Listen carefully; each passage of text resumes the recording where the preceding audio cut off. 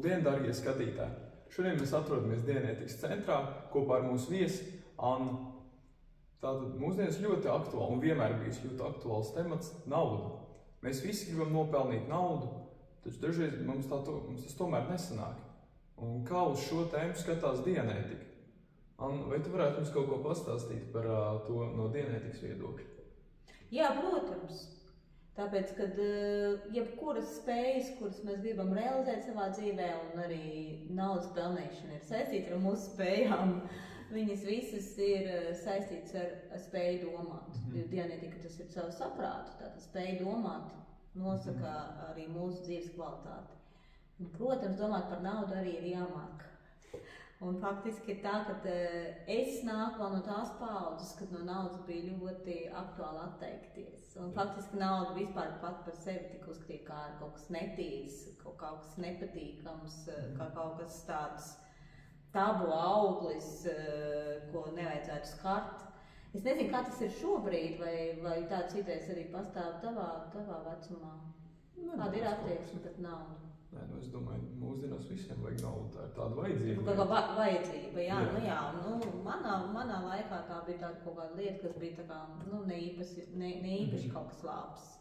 Un, protams, dažādas idejas, kas ir sabiedrībā, gan arī tas, ka nauda nosaka visu, tas arī tas galīgi pretējs, arī tas kā pretējais līmenis tajā visā skalā, kur mēs varam teikt par naudu, vai arī, ka tā vispār nav svarīga.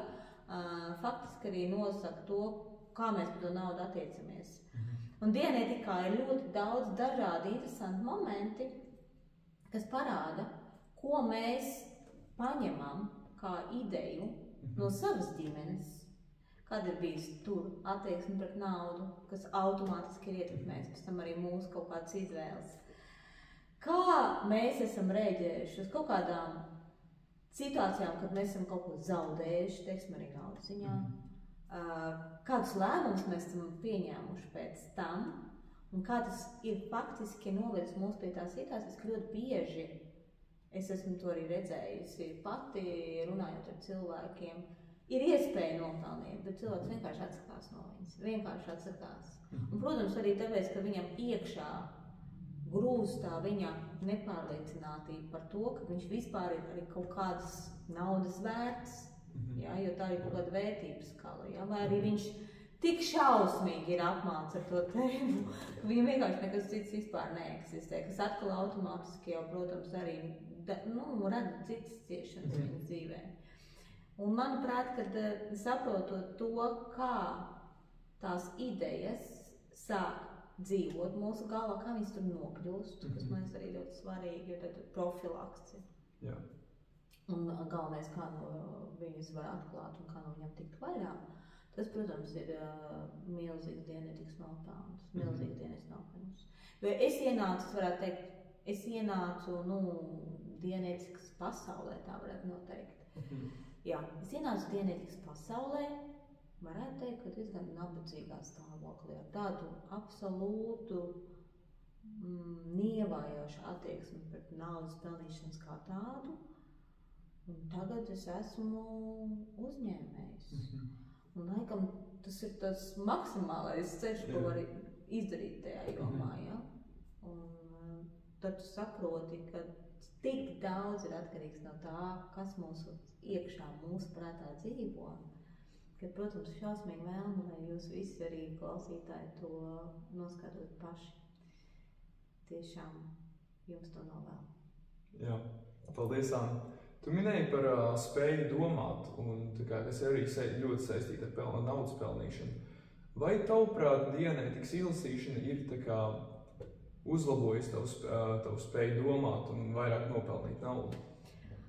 Dianētikas lasīšana, protams, kad viņa ir uzlabojusi spēju domāt tādā veidā, ka tu vari redzēt labāk savu lēmumu sekas. Tātad uzlabot to skatu punktu. Jā, tu vienkārši dzīvi visu laiku piespēlē kaut kādas iespējas. Tev jāpieņem ir lēmumi. Tu gribi to iespēju izmantot vai negribi to iespēju izmantot, ko tu vispār gribi darīt ar to iespēju.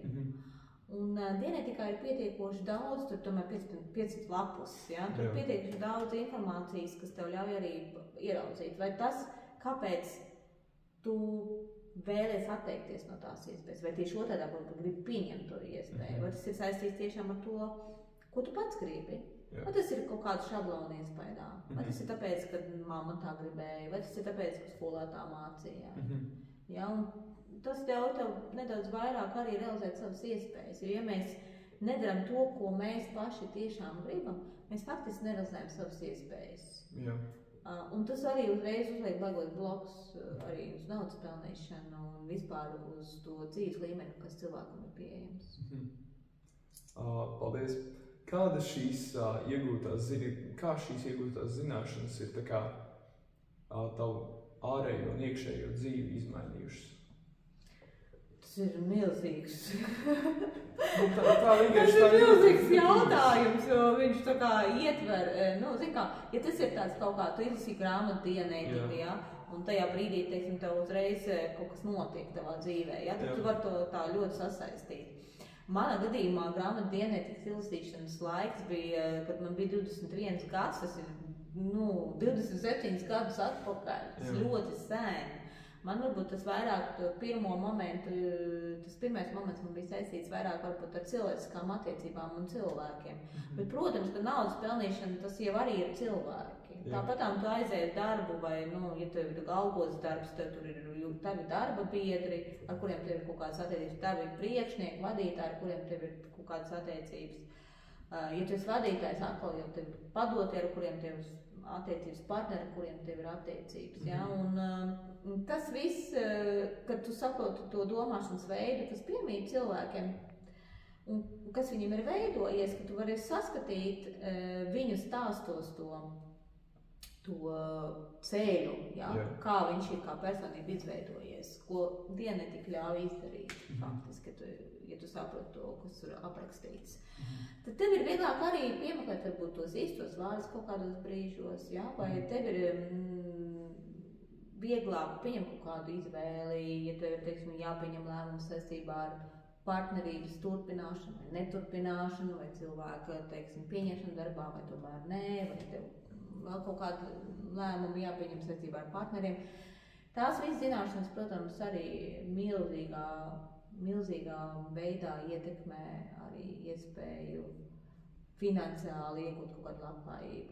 Plus arī tu kļūsti tāds, ar dienīgas palīdzību, tu kļūsti tāds mazāk manipulējums, jo viena jau lieta ir naudu nopelnīt, bet tad viņu vēl kaut kā arī jāpatur un kaut kā jāpavairo.